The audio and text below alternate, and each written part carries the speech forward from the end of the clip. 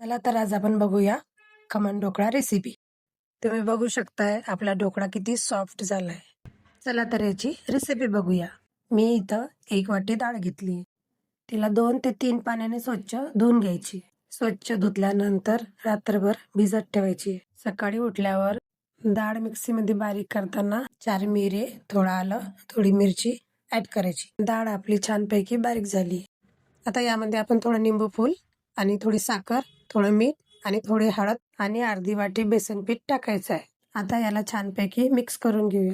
तुम्ही बघू शकता छानपैकी आपलं बॅटर मिक्स झालंय। हे बॅटर आता आपल्याला 1 तास झाकून ठेवायचं आहे। तर यामध्ये 1 चमच तेल आणि विनो ऍड करायचं आहे। थोडं पाणी टाकायचं आहे आणि चांगल्यापैकी मिक्स करायचं आहे। आता कढईमध्ये पाणी उकळायला ठेवायचं आहे, त्यामध्ये स्टँड ठेवायचं आहे। आता प्लेटीला तेल लावून घ्यायचं आहे आणि त्यामध्ये बॅटर टाकायचं आहे आणि 20 मिनिटं छान होऊ द्यायचं। तुम्ही बघू शकताय ढोकळा आपला छान झालाय।